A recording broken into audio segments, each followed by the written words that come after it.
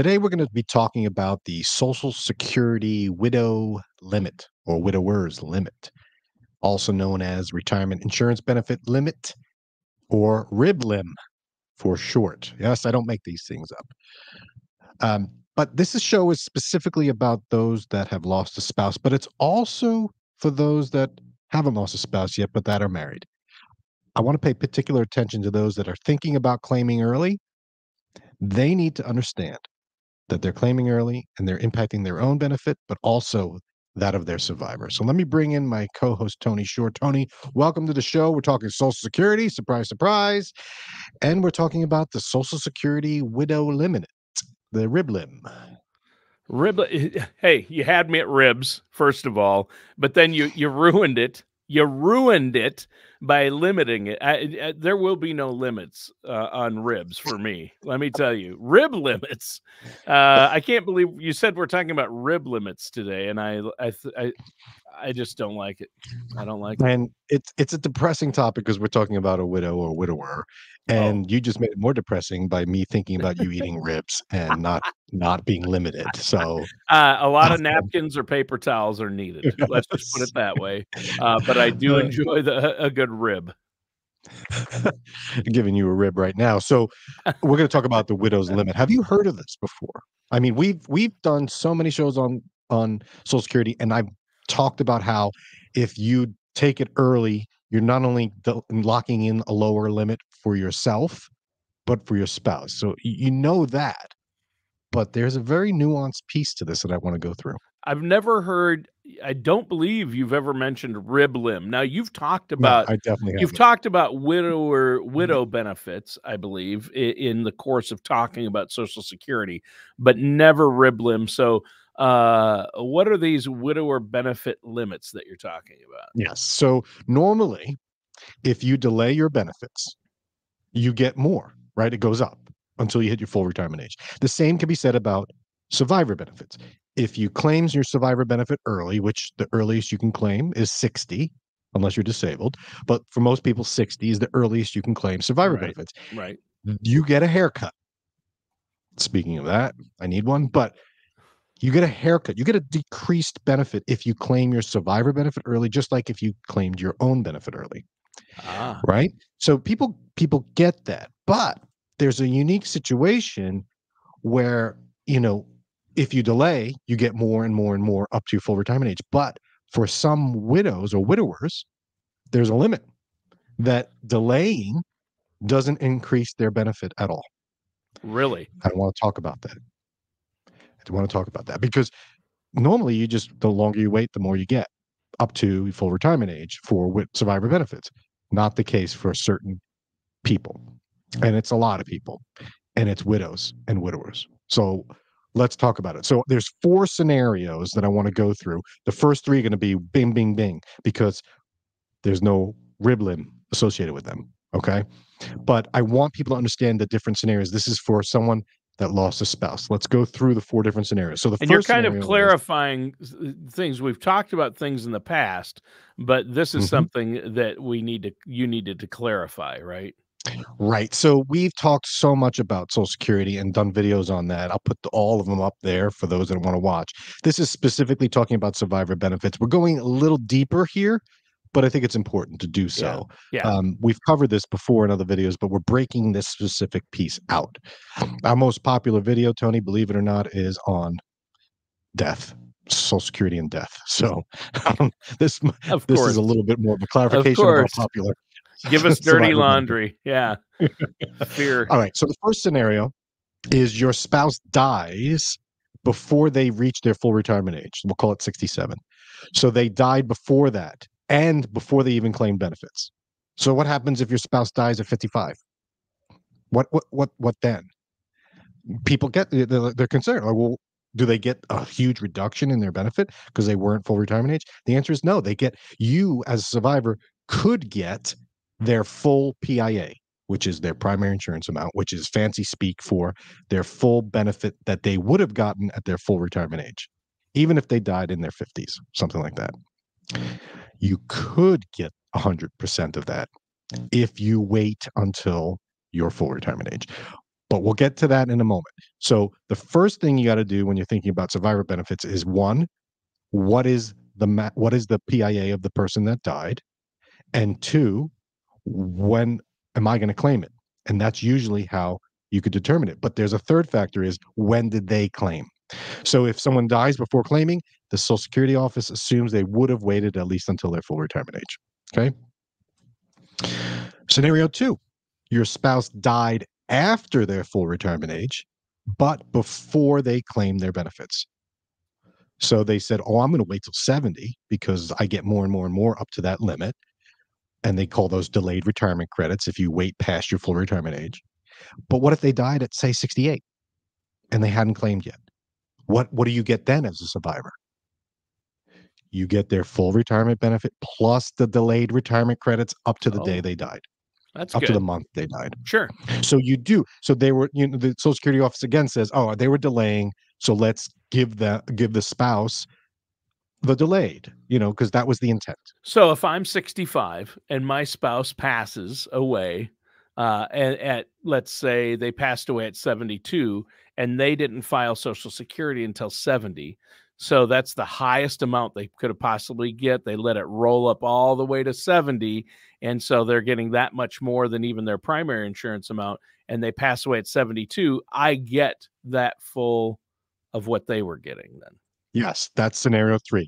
Your spouse delayed claiming and then died after claiming. Okay. You get their full PIA, primary insurance amount, full retirement age benefit, plus any delayed retirement credits they got up to when they filed. So if they filed at the very end, age 70, you get it all. If they filed at 68, you get everything up to age 68 and they file. Okay. So you get all of that. You don't get 100% of it unless you claim it at your full retirement age.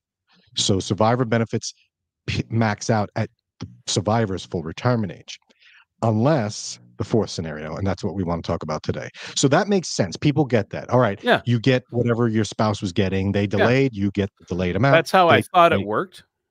That is how it works. So what if someone claims early?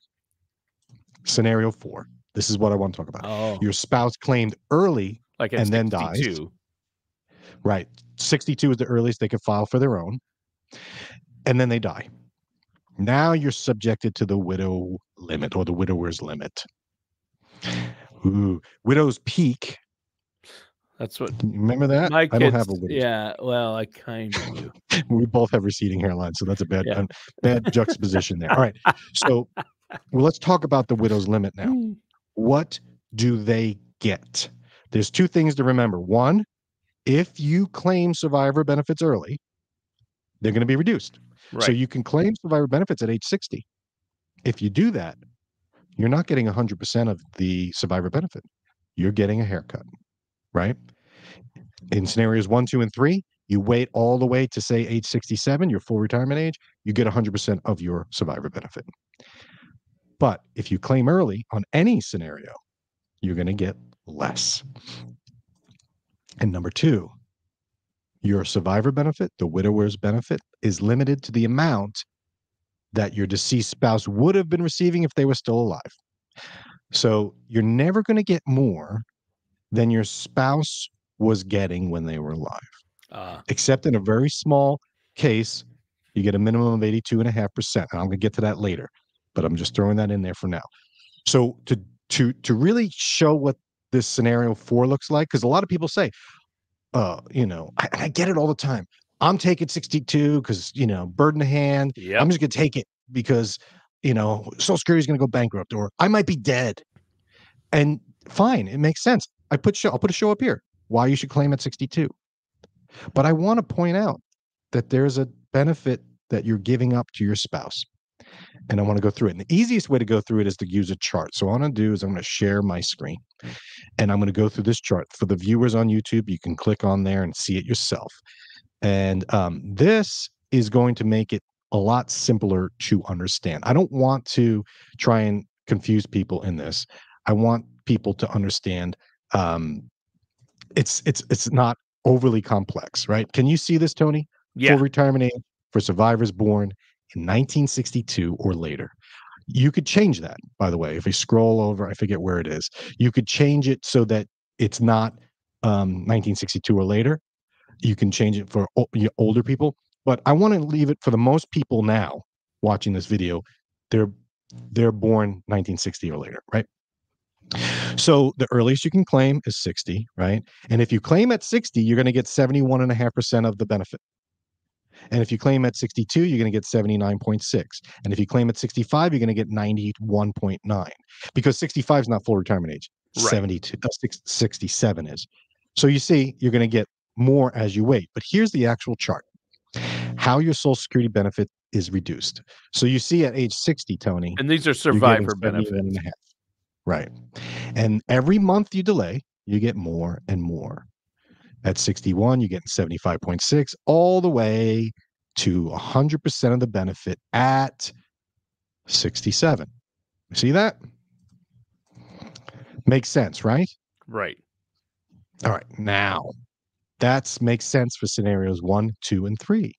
But what about someone that claims that their spouse claimed early? Now, we don't know what age the spouse claims. So let's just pick a number. Let's call it, they claimed at 63 and something, or 64, something like that. What we know is if they claimed early, and in this particular scenario, we'll call the husband claimed early and he got 85% of his PIA. He claimed and took a 15% haircut. All right. So the surviving spouse had no choice in the matter. They tried to stop him, but he did it anyway, and he's getting a 15% haircut for the rest of his life. And he's like, I don't care. I want it now, right? What happens when he dies and the survivor still alive? What do they get? Well, the most they're going to get is 85% of that person's PIA. That's the most they're going to get. That's the rule. Yeah. But if they take it at 60, they're going to get 71.5 of the PIA. If they wait and say 61, they're going to get 75.8 of the PIA.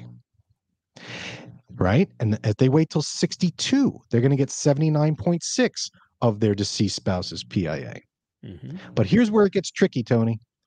Let's fast forward to age 63 and 3 months in this scenario. Now, the surviving spouse is 63 and 3 months. And if they claim at that time, they're going to get 84.7% of their deceased spouse's PIA. If they wait till 63 and 4 months, theoretically, they should get 85.1% of their spouse's PIA. But they won't. They won't, because that's higher than what their spouse would have been getting if they were still alive. They've hit their widow's limit. So that's how it's limited. Mm-hmm. So there's no benefit at this point for this survivor, to continue to delay. Oh, well, if I wait till 64, I'm going to get 87.8. If I wait till 67, I'm going to get 100% of my husband's PIA. No, you're not. He took it early and he capped you out at 85%. So you should wait until age 63 and 4 months to claim it, and not any month later, because you're not going to get any more than that benefit. Yeah. You're not going to get more than what they locked in. Interesting. 85. Mm-hmm. So it was a long walk to get to that point, to see where you were going with that, but it does make sense.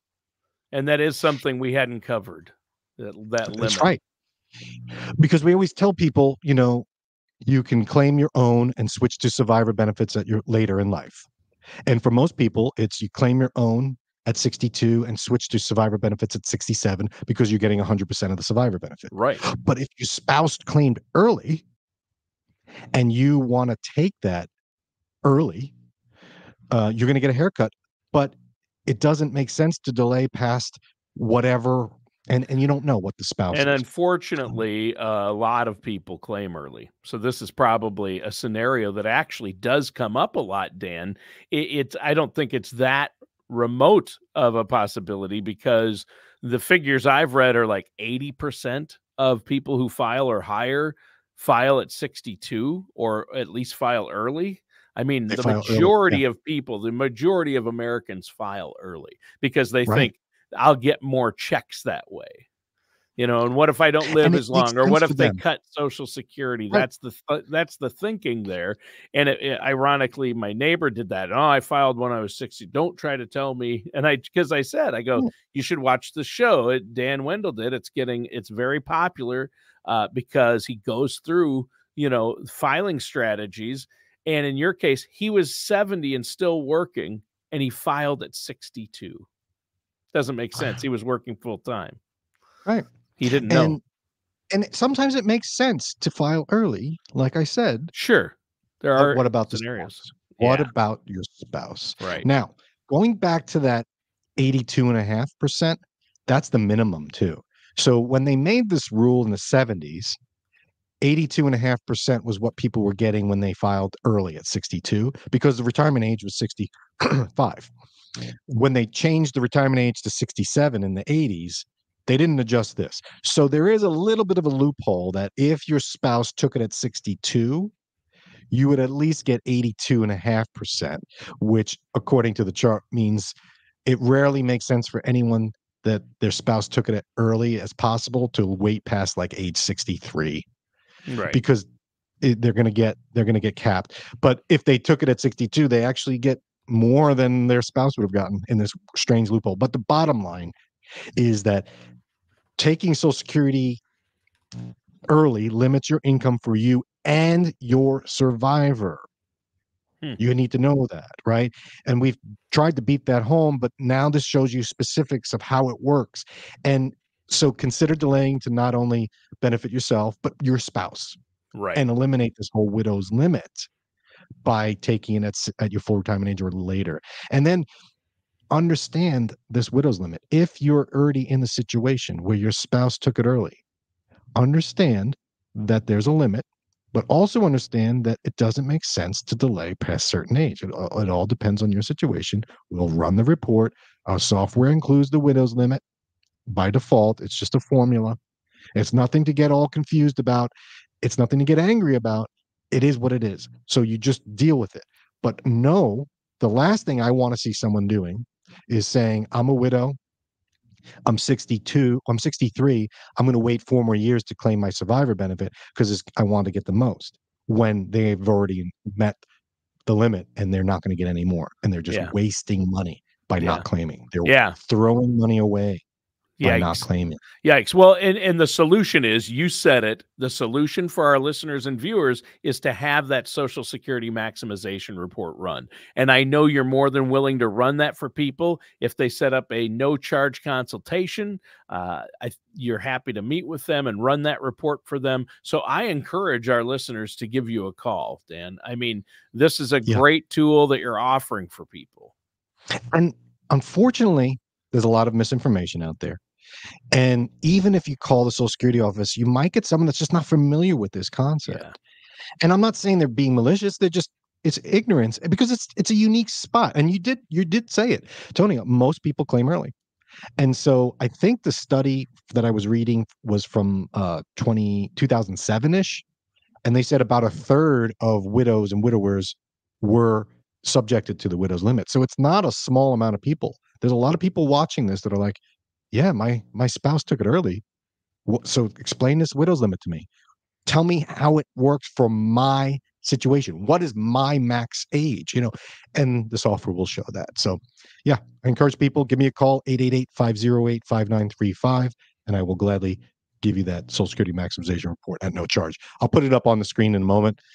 Tony, we made it through another show, and we talked about RIB limits. Yeah. RIB-LIM. RIB-LIM. Crazy. You're gonna go home with that one. Yeah. You're gonna say, I'm probably gonna find a place that delivers ribs for lunch now that we've talked about. Yeah, all of a sudden I've inspired you to not only delay Social Security, but get some ribs at the same day, on the same day. Awesome. Thanks for another good show, Tony. We'll catch everyone next week. All matters discussed in today's show are for informational purposes only. This show is not investment advice. Dan Whittle nor Dolphin Financial Group are affiliated or endorsed by any government agency. Investment advisory services are offered through Dolphin Wealth Management, Inc., a registered investment advisor in the state of Florida. Insurance products and services are offered through Dolphin Insurance, Inc. Dolphin Wealth Management, Inc. and Dolphin Insurance, Inc. are affiliated companies doing businesses as Dolphin Financial Group. You should talk to someone at Dolphin Financial Group before implementing any of these strategies or ideas.